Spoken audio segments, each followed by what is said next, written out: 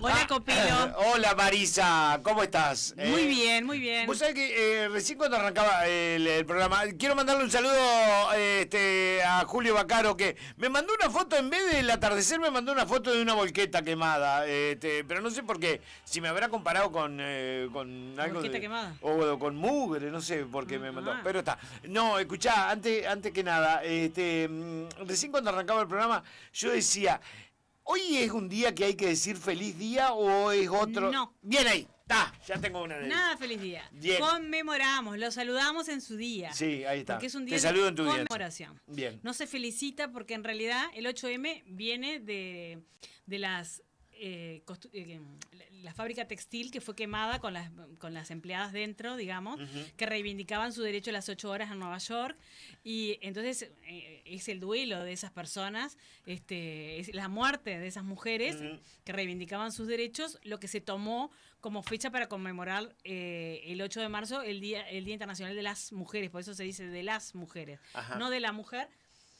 Y no decimos feliz día porque en realidad lo que hacemos es un día de conmemoración de derechos, de reflexión, de reivindicación. Por eso se hace la marcha del 8M, aunque este año se politizó un poquito en el caso de Uruguay.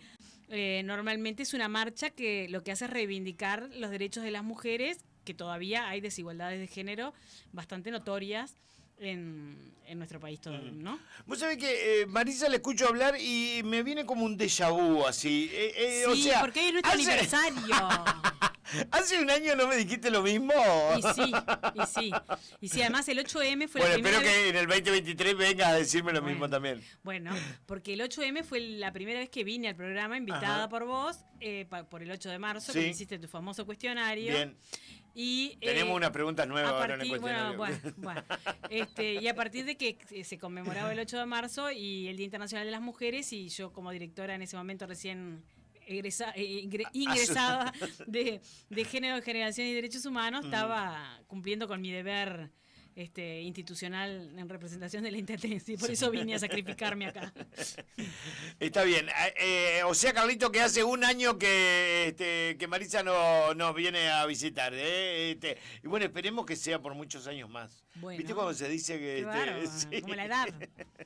Bueno, con esto de la conmemoración, ¿no? De conmemorar y de reivindicar derechos, hoy hicimos una actividad muy linda en Paysandú, o sea, yo la reivindico mucho porque tuvimos la presencia de 2 embajadoras que vinieron, una la de Canadá y otra la embajadora británica. Lo vi, Sí. Vi la foto con Nicolás. A vos no te vi, pero lo vi a Nicolás. Yo estaba al lado, pero bueno, capaz que no me vieron. Lo que pasa es que él te tapa. Él te tapa. Pero en realidad ellas vinieron, obviamente que la embajadora británica vino en misión oficial también y estuvo con el intendente. Por el 8 de marzo vinieron en el marco de un programa que se llama Líder por un Día, que eligió la Embajada Británica, que eligió algunas personalidades públicas del Uruguay, de todos los partidos políticos, del ámbito empresarial, del ámbito científico, de los distintos ámbitos, y hizo una convocatoria pública a jóvenes que quisieran acompañar a esas personalidades. Y de acuerdo a lo que ponían en su carta, se les asignaba a quien acompañaban. Entonces, hoy estaban acompañadas estas 2 embajadoras por 2 jóvenes, y Mariana Chiliberos de Celín, que también vino, también acompañada por otra joven, que las acompañaron durante todo el día, por lo cual a ella les tocó hacer 500 kilómetros para venir, 500 para ir, 380. Para volver a Montevideo, y hicieron una actividad en Paysandú, hicimos una actividad en Paysandú de conversatorio, en la cual participó Manuela Rotundo, participó la alcaldesa de Quebracho, participó Gabriela Gregorio de un emprendimiento que se llama Don Gregorio, que es mermeladas y conservas, y la embajadora y Mariana. Y fue como un intercambio sobre qué es la igualdad de género desde sus trayectorias, y es muy lindo reflexionar en conjunto sobre qué significa la igualdad, y desde las distintas edades, había gente de distinta edad que tenían distintas trayectorias de vida, y bueno, también importante. Y distintas culturas también, ¿no? Sí. Digo, La embajadora británica, si bien es británica, está lejos de Margaret Thatcher, digamos. Es una persona muy simpática, que tiene como muy descontracturada, incluso como embajadora es muy descontracturada. No, Margaret Thatcher es simpática. No, no armemos otra guerra por las dudas. Sí, por las dudas. Bueno, esta embajadora además estuvo 5 años en Moscú, que hoy le preguntábamos bastante también sobre Rusia y bueno, su experiencia. Pero bueno, todas de alguna manera mostraban y referían a las desigualdades que vivieron como mujeres y bueno, cómo también la construcción de la igualdad necesita esto, que lo hemos hablado muchas veces acá, del cambio de roles para mujeres y para varones, y cómo el machismo no es un tema de los hombres, porque el machismo se reproduce a través muchas veces de la educación de las mujeres, del deber ser, de lo que la sociedad espera de ser mujer o de ser varón en un medio como el que vivimos nosotros, ¿no? Entonces, como que la transformación nos involucra a hombres, mujeres y personas de diversidad, digamos, de diversidad sexual o que no se identifican sexualmente con alguno de los dos. Tenemos la marcha. Sí, abajo, está arrancando la marcha, que había sido citada para las 6 de la tarde, pero como en el Uruguay somos así, sí, arrancamos 7 menos 20. Es una marcha, la marcha del 8M es una marcha muy importante para el movimiento feminista y para las mujeres en general. Este año, en mi opinión, lamentablemente se politizó un poquito con el tema de la decisión del PIT-CNT y de una de las convocatorias, la convocatoria del sí al referéndum del 27 de marzo, por eso dividió un poco las aguas de la participación de algunas mujeres en esta marcha, que es una marcha tradicionalmente reivindicación de derechos y es mundial, ¿no? En todos los países el 8M se marcha. Nosotros hablábamos recién, y lo que tiene que ver con esta marcha, en Montevideo es una de las marchas más multitudinarias que existen, ¿no? Que ya este año también, de la misma manera que acá en Paysandú se vea un poco reflejada esta politización que se hizo con respecto al... Sí, normalmente en la primera línea, por ejemplo, de la marcha del 8 de marzo, la vicepresidenta de la República es una de las que tradicionalmente marcha, Beatriz Argimón. Este año dijo que no iba a participar y muchas mujeres políticas de la bancada bicameral de otros partidos que no sean el Frente Amplio también manifestaron que no iban a estar hoy por los motivos de haber unido la marcha del 8M al paro del PIT-CNT, al paro general, digamos, contra el gobierno y a favor de la derogación de los artículos de la ley de urgente consideración. Pero sacando eso de lado, sí es importante como día conmemorar y tratar de reflexionar sobre, bueno, cuáles son los caminos y cuál es la forma en la cual encontramos para construir esa igualdad. Y en mi caso reivindico, y el conversatorio así lo dejó en claro, la construcción de la igualdad desde el respeto, desde el respeto del otro y desde el respeto de los roles de género, que es necesario transformar también en los varones y reivindicar, que lo hemos hablado muchas veces con los varones, también la participación en su emocionalidad, la participación en un ser varón distinto al que tradicionalmente se esperaba, cuando el rol tradicional de proveedor, serio, duro, y el que establecía la ley, el que establecía la ley del hogar, y bueno, que pudiéramos todos tener un país realmente más justo, más igualitario, donde podamos vivir de otra manera. En lo que tiene que ver con el 8 de marzo, propiamente dicho, va perdiendo, no sé si va perdiendo fuerza, pero digo, hay cosas que no sé, que como que nunca logran estabilizarse, no sé si me logro explicar en lo que quiero decirte. Como que año a año por ahí, no sé, nos cuesta mucho más, o sea, vemos que año a año sigue habiendo femicidios, que sigue habiendo abusos, y que por ahí lo ponemos arriba de la mesa el 8 de marzo, pero el 9 o el 7 siguen pasando. Y lo seguimos poniendo muy sobre la mesa en noviembre, que es el mes de la lucha contra la violencia de género, pero es todos los días, ¿no? Esta cuestión del derecho, porque a veces nos pasa cuando reflexionamos que te dicen, ¿por qué? Dicen que la violencia también se ejerce con los hombres, y no, si bien hay casos de violencia con los hombres, las que mueren en manos de parejas o exparejas son las mujeres. O sea, los datos muestran que la violencia es ejercida por el hombre en un ejercicio de dominio, de poder, porque considera que la mujer es suya y puede ser o sea, o es de él o no es de nadie, o siente con las condiciones como para poseer ese cuerpo, en realidad, para hacerlo suyo, o sea, si está de acuerdo y si no está de acuerdo también, por ahí de ahí el tema del abuso y de muchas veces las cuestiones asociadas a la mercantilización, a la prostitución, al uso del cuerpo humano, el cuerpo del otro, que generalmente es mucho más frecuente con respecto a los varones que sobre las mujeres que al revés. Eso, ¿por qué? No tengo una explicación yo. Sí, en la medida en que la libertad avanza, digamos, la igualdad en el sentido de la capacidad de las mujeres de salir de ese círculo de dominación y buscar alternativas para vivir de otra manera, el hombre más tradicional se resiente y considera que tiene que ejercer su derecho, y su derecho llega hasta la violencia y la muerte. Es un caso extremo, ¿no? De una forma extrema de manifestar lo que consideran que es su pertenencia, y a lo que mal llaman amor, ¿no? Porque el amor no es eso, es ejercicio de posesión, no es amor. Y cuando hablamos de niñas y de adolescentes también, que a veces, no sé, uno a veces dice, ni los animales se comportan de esa manera, ¿no? Sí, también en el tema del abuso, y sí, el abuso sexual y el abuso contra niñas y niños en general, lamentablemente es frecuente hoy en día, y hay situaciones muy extremas. También hay una situación de, si bien hay transformación hacia un cambio en algunos de los roles de género que se ve más en los gurises más jóvenes, también hay mucha presencia de la violencia en los noviazgos, que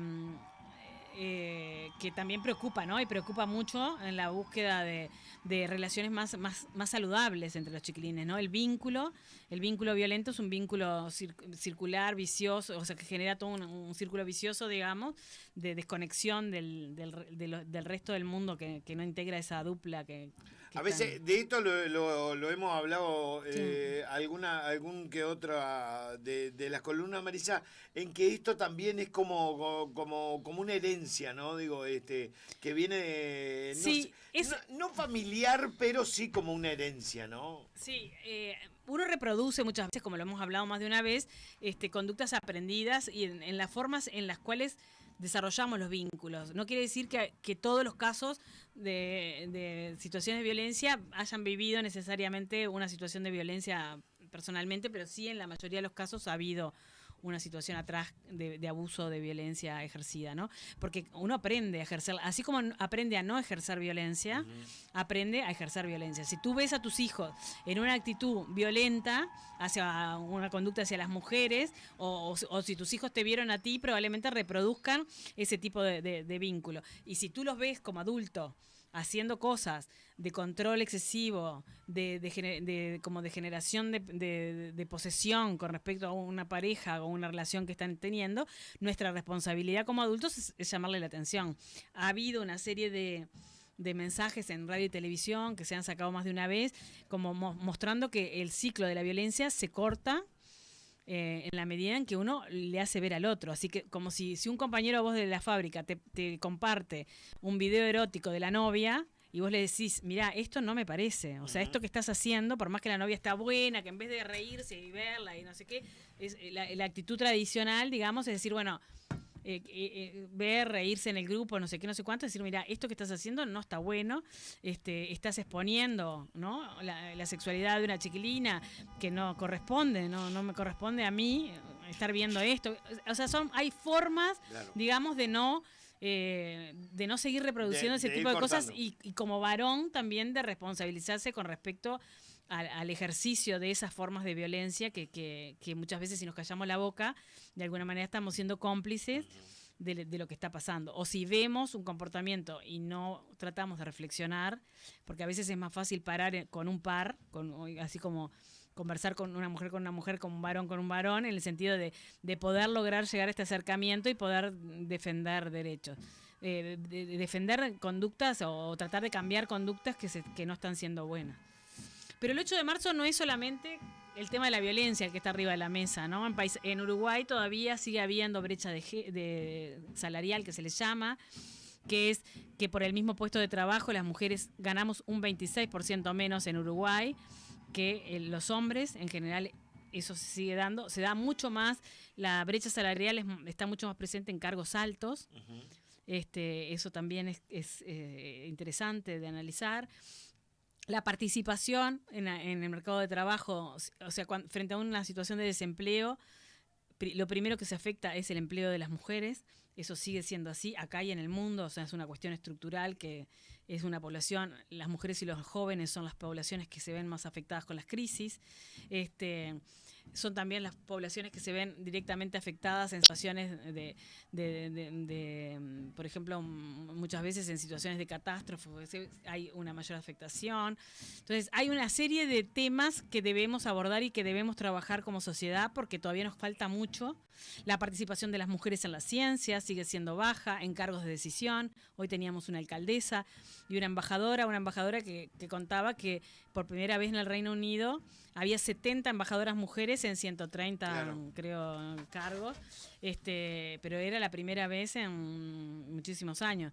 En el Uruguay sigue habiendo baja participación de las mujeres en cargos de decisión, tanto en política como en cargos gerenciales. Uh-huh. Y eso también, porque en política hoy también hablábamos de la cuota sí, cuota no para llegar a cargos de decisión, pero también la embajadora nos contaba lo que es el acuerdo, por ejemplo, en el Reino Unido es un acuerdo de todos, que no se puede, con esas reglas que tienen los ingleses, de que no se pueden, hay cosas que están mal vistas, muy mal vistas, y está, por ejemplo, muy mal visto que tú participes de una reunión en que sean todos hombres, o todas mujeres, pero claro, la mayoría de las veces no se da que sean todas mujeres las que toman la decisión y que no haya varones, al revés generalmente, ¿no? Ahora, yo creo también, ¿no? Digo que a veces cuando agarramos un tema así como este de hoy, va circulando y a veces no sé si estos no son problemas culturales, ¿no? O sea, si en Europa van cambiando, ¿por qué a nosotros acá nos cuesta tanto aceptar o que una mujer se postule para intendenta o que una mujer se postule para presidenta, y nos cuesta tanto? No sé si es que nos cuesta tanto o es el machismo que a veces dice no estoy diciendo que esté dentro de las plataformas ya para ser presidenta, sino de postularla. Claro. Bueno, por eso lo del tema de la cuota, que es a veces que genera tanta gente en contra y gente a favor. La cuota es un mecanismo para lograr, que es un mecanismo transitorio, la idea es que la cuota sea un mecanismo transitorio para lograr que las mujeres obligatoriamente tengan que estar en listas, por ejemplo, políticas. Uh-huh. Porque de otra manera, la historia estaba mostrando que no se ponían mujeres en cargos políticos, por un montón de cosas que tienen que ver con las formas en que se relaciona la política, las formas en que se generan las relaciones de asignación de las listas, etcétera. Entonces, una manera es la cuota política, que permite que los cambios, presiona a que los cambios se generen. Porque en el caso de las listas de varones, muchas veces uno no hoy hablábamos de las capacidades y de la generación de listas, y a ningún varón que está en el Parlamento se les pregunta cuáles eran sus competencias para integrar esa lista. Sin embargo, a las mujeres que entran por cuota, muchas veces se dice, bueno, que entre por sus competencias y no por estar por cuota. A veces son mujeres con muchísima más calificación, con muchísima más trayectoria en su ámbito, formadas, etcétera, pero que naturalmente no entrarían. Y eso es parte de lo que tú decías de la cultura del machismo, de la cultura patriarcal que se les llama, que tenemos que desmontar, que tenemos que ir construyendo, desconstruyendo para construir una sociedad más igualitaria. Y hay algunos mecanismos que nos gusten o no nos gusten, funcionan como la cuota, que funcionan para ponerle voz a mujeres que de otra manera no llegarían ni al Parlamento, ni a ser vicepresidenta de la República, y muchas veces a ser candidatas tampoco, a ser consideradas como candidatas para alcaldías o para intendencias. Vos sabés que le doy una media vuelta, una media rosca más a esto que estás diciendo, y vos decís esta cultura, ¿no? Hablábamos de la cultura que tenemos. También no es como un mal ejemplo para el macho por ahí, que te vengan a obligar a que tengas que poner una mujer, ¿no? O sea, no sé si me entendés lo que te quiero decir, Sí. ¿no? Y sí, es como pero bueno, si no hay manera, Claro. es como decirnos, si no hay manera, hoy la embajadora también hablaba de lo que se esperaba con esto del deber ser, que también tiene que ver con ser británica, ¿no? Que se esperaba de una embajadora británica y que a ella le pasó a lo largo de su carrera profesional, que ella es una mujer muy simpática, muy abierta, muy descontracturada, y decía, bueno, que sus primeros cargos políticos como embajadora tuvo jefes que como que no veían bien que ella fuera una embajadora con esa modalidad. Claro. Porque el deber ser de una embajadora británica, además, tenía como ciertas características. Y bueno, y ella reivindicaba la manera de ser, del liderazgo auténtico y permanente y diferente que tienen muchas mujeres y que también tienen muchos varones, pero que, bueno, hay que abrirse el camino, hay que hacer este proceso de construcción, de cambio, de transformación para que las cosas pasen. Porque siempre copiamos las cosas malas y no copiamos las cosas buenas. No sé. Está filosófico. Sí, sí.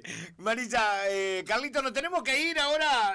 Marisa, gracias por haber venido. Te espero de nuevo el martes que viene, que es 8, 14, 15.